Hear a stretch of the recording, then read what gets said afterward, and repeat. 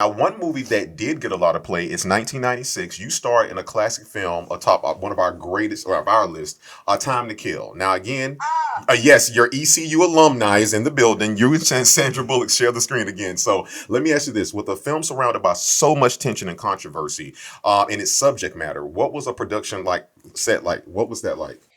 Well, it's funny that you asked that question. There was a, I'm trying to think, was it a firebomb in a small, those little country grocery stores nearby? We shot in Jackson, Mississippi. While we were shooting, there was a KKK event. I wish I could remember the details of it, but uh, it got our attention, and we realized that this was a very, very important story to tell. But for it to happen in that day and age, and I know later I was there working on some other movie, and I turned on the television set and A Time to Kill was on TV. And so I wrote Sandy and I said, "You can't believe I am in Jackson, Mississippi." And I turned the television set. And her first question was, "What's it like there now? And, how are the racial relationships? And what's it like?" And I said, "Well, I think it's better because I had gone to the Episcopal Church. I don't know why I went there, but I think it was like a Sunday fellowship thing or something. I don't know why I went, but and it was extremely diverse, extremely so, and happy. Not just like, "Oh, we got to do this because we're a church." This was a happy group of people Mhm. and very integrated. So it's funny that she asked me that question because normally when you're on a movie, you don't necessarily, engage with the local community, but I just had. And Right. so I said, "I think the report is good. I think they've, but who knows? I don't know what it's really like, but it seemed to me that things had changed. That's And great. so I hope it's true. Um, I worked there a few times. I did, As I Lay Dying, I shot in Jackson. I did a movie called Rising Place with the Patha Murkerson there. It's funny. I don't know why Jackson, Mississippi, but I've been there a couple of times to work. You've got the right dialect for it. Oh, Time to Kill. I will say this too. I mean, Sam Jackson in that movie is so great. Oh yeah. And when I got sent, I knew Joel Schumacher from class. He was also in class with us. And Oh, when we were premiering Tu Wong Fu in New York, and my agent called and said, "You've got an offer for this new movie, Joel Schumacher's directing."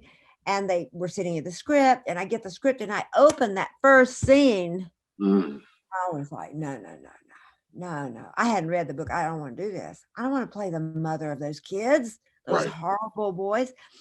And so I called Joel and I said, "Joel, how do I wrap my head around this? How does she love those boys? Mm, How does she testify against Samuel Jackson?" And he said, "It's your fault." So again, mm, the parents' responsibility. And I said, "Okay, I get it." He said, She, probably has some alcoholic husband who's not there. She works all the time and she has not paid as close attention to those boys as they needed."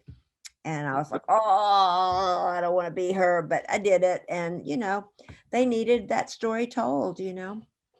That's yeah, I mean that's such a challenging character to play, and that kind of answers my next question is what about your approach to acting, especially with roles as complicated as Cora May Cobb, where you're playing you have to have the audience feel some kind of empathy for you because at the end of the day you're a mother who is losing your child, but at the same time there's so much wrong with that character, like inherently wrong with the character.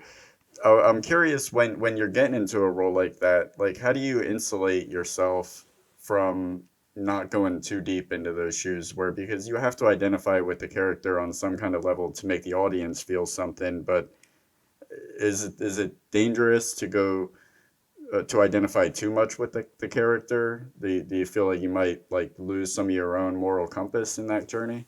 Well, I used to think that you had to. I used to think that if you were a real actor, that you and had to go really deep, and that um I didn't think you could drop it so easily. I thought you sort of had to live it. I know, as some actors do. But mhm, Actually, that same teacher talked to me about Maureen Stapleton. He had been directing her on Broadway, and she would be in a scene and she'd be crying, and then it would be dinner break, and she'd say, "Who wants to go to Joe Allen's?" And I was like, "Well, I'm not that kind of person," but because of him, when I was doing that domestic violence play, there's no way I could live with that. If I had to live with that day after day, it was a play. And I have a family and a daughter at the time, who was 10 years old. I couldn't bring that home. I mean, I did when I was finding her, it was a struggle. And there were nights that I did smoke a few cigarettes. I don't smoke anymore, but I remember sitting out on the front porch, smoking cigarettes, and all 5 of our cats came around and our dog came around, and they were all like, "What's going on here?" I could feel that they knew that I was suffering as I was finding her. However, once I found her, I didn't have any problem letting her go. So it's just a mental decision, I think, that you have to make, that, you're going to go as deep as you need to go. You're going to do the work, Mhm. but you aren't going to take her home. And I don't do that. And funnily enough, I argued with my teacher about it until I understood it. And I was doing a movie that Clint Eastwood was directing, and we were standing up at the door, and his AD said to me, "You know what I like about you? I like that you're always laughing and joking, and then we start rolling and suddenly you're in character." He said, "It reminds me of Maureen Stapleton." I swear to God. And I was like, "Oh my God, I can't believe you're saying that." And so I really felt like I had it then, and so, but I will say this, in all honesty, at this age, I don't really like going deepest unless it's a really good project. Yeah. I can't say what, but there's a project now that I may or may not be doing where I play this racist, and we haven't found her yet. I don't know if it's going to happen. I mean, I have a signed contract, but I think they would let me out of it if we can't figure it out. But I didn't want to do it. I did. My first thing was no. And but the producing team are dear, dear friends of mine.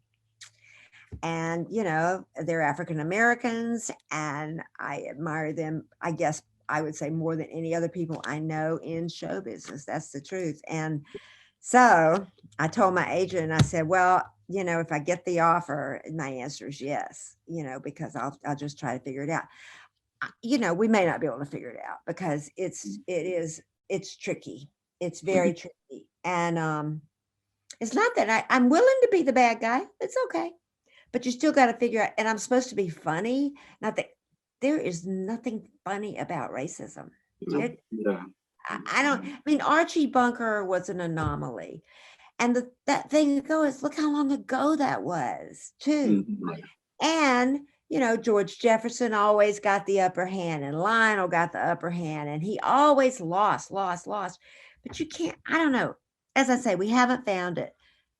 Yeah, I But think that, I mean, it's big of you to be willing to walk away from a role if you can't do it respectfully in the right way to bring it to life. But I yeah, think there's definitely humor to be found in a character like that, as long as the character is established the right way, as they're established as, like you said, a cautionary tale, or this is an example of what not to do. Mhm. Always right. Sunny has It's Always Sunny in Philadelphia is one of my favorite shows, and they do a lot of satire on there.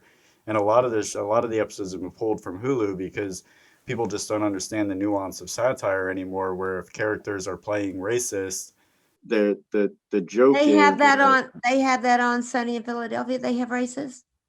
they have a few episodes that are. I mean, they have an episode called, the first episode is called "The Gang Gets Racist." They have an episode where the gang turns black, and but it's all about like punching themselves, like making themselves Well, into a that's the punching trick. bag to Yeah, um that's the trick. well, You can't. It just can't be. But maybe we'll figure it out. I hope so. it's definitely intriguing just in what you've given us today. It's yeah, it sounds like it'd be a fun, a unique challenge at the least. Yeah. If it's, yeah, yeah, we'll see. I'll let you um, know. okay.